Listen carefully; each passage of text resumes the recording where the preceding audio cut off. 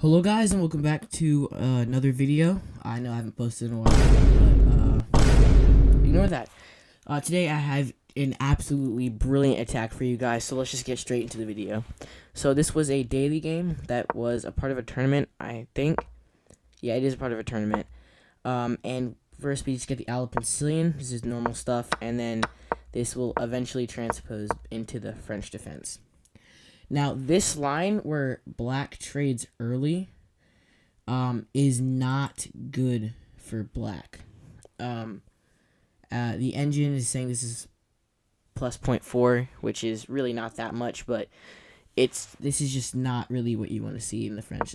I'm not entirely sure why you don't play this, but I obviously got my opponent out of theory, which is why, which is probably why he did not play Queen B6 first. But this is a book move, so it doesn't really matter. And then Bishop D3 is now possible because he's barely putting any pressure on my pawn like that. So he just plays Queen B6, and now I just get a lot of development in compensation for the pawn, which he cannot take.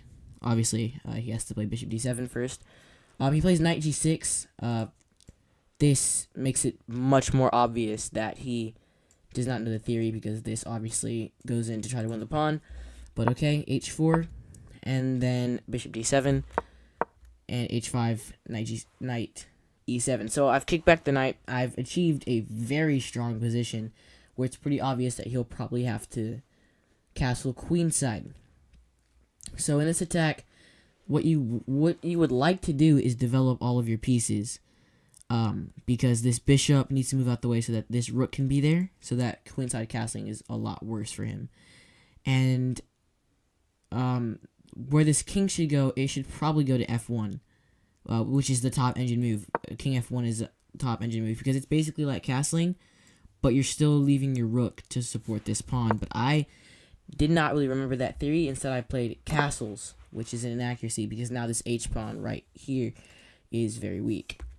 So he takes on d4. This is technically a free pawn, but after knight takes, queen e2 is not the move that you were supposed to play. It was actually knight to b5, which cannot be taken because of this. And then after knight b5, I'm threatening here and here. He cannot stop both threats. He has to take this pawn. Every other move is losing due to knight d6 check, and then I win this rook right here. So after he takes, I'm actually not sure what I'm supposed to play. I'm supposed to play rook e1. Wow, this is a weird position. And he has to go there to patrol this diagonal, and I'm really confused as to why this is so winning. And then after queen to f3, this is apparently +1 for white, but okay, I still don't understand it, but okay, none of that happens. I play queen e2 to defend the pawn, allow my bishop on that strong diagonal, and then knight f5 is a miss. Knight c6 is apparently the best move. I missed it, and he missed it, and then after this trade, I thought this isolated pawn for him would be good, because I didn't really see a huge hope of attacking other than attacking pawns. So after he takes, I play rook to d1, the most natural move in the position. I don't really see another move for black. So he blunders. The engine in this game was really weird. It was giving... I didn't understand after I was done with the game. I didn't understand what the point of a lot of the moves were. This is a blunder because I can take the pawn. I can take the pawn either way, so I don't really understand why queen c4 was much better. I guess, you can't, rook takes d4, you can't play rook takes d4, why not? Is it because of bishop c6? Oh, no, it's not. It's because you just go here. And now this is just even, okay. So wait, this is winning because now black can play queen f3, okay, yeah. This is just a weird position. I'm not entirely sure. But anyway, he just does queen h4, and then I take on the pawn. I'm thinking, I've calculated all of this. I'm thinking this is just a completely normal position. I'm almost certain I'm winning. This looks like just a winning position for white because black's king is very, very unsafe. So here he long castles, which is a bold move. And this is where the brilliancy starts happening. So I play bishop f4. Pretty obvious move. I'm going to slice his king off like this, and this diagonal, this king's just going to have no oxygen. And I'm removing the bishop so I can play rook to c1. This looks really nasty. And he plays g5. And I spent a long time on this move. And eventually, I was thinking en passant, first of all, because it's en passant. That doesn't work, though, because then I'm getting mated after he takes back, so I can't do that. I'm thinking of giving checks, and I'm thinking of attacking the queen. Now, it turns out the best move is e6. It thinks rook's ac1 check is better, but it doesn't really matter. And I'm not entirely sure why this... I mean, I guess technically this is not brilliant, but I'm going to say this is my first sacrifice. So I've sacrificed a pawn. A bishop. Actually, yeah, you know what? This will not count as sacrifice, so this will not be the first sacrifice. So he takes my pawn with the pawn. Now, here I had calculated a lot of lines, and black has to sacrifice, in the top 5 lines that aren't mate, black has to sacrifice their queen in almost all of them. So, the bishop c6 is the best move by a long shot, and e7 here is the best move, but the move I had prepared was... Oh, wait, no. I think it was... Yeah, it was e7. I had prepared e7,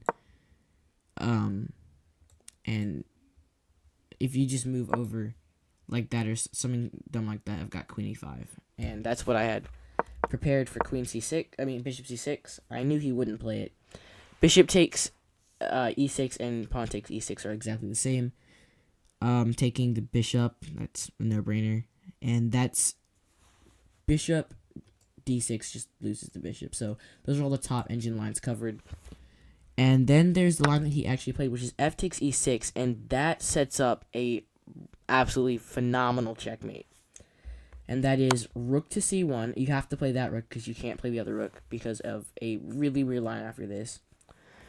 He plays this, and I want you to try to spot the checkmate here because it is just amazing. You probably didn't pause. Of course you didn't. You're probably not even watching at this point.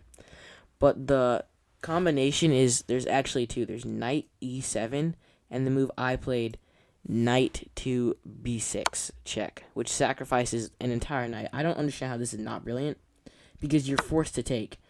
And now you sacrifice the rook.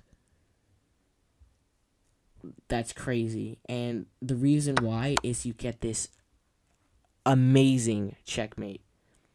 And that is how this guy got checkmated. Criss cross orange. Okay, now, yeah, applesauce. Crisscross applesauce. All of his escape squares are cut off. He's left in the open. These pawns went from here to here. That is sacrificing 2 pieces on 2 consecutive squares right next to each other. On 2 consecutive turns. I'm only getting 1 brilliant, first of all. How do I only get 1 brilliant for that? Like, chess.com? That's a robbery. Those were 2 brilliants, okay? I don't understand. And then this isn't even brilliant. And by the way, if you were wondering, this is the mate in 2. Because after rook d7, you can just take. Or after this, you can also still do this. So, if you were wondering, yeah, that was the other solution. But, yeah, thank you for watching. Thank you for staying to the end. This is a pretty short video. I know I haven't posted in a while because I have 3 other projects that I'm working on for this channel. And they're going to take a long time to edit. I should be able to post a lot more now that it's the summer.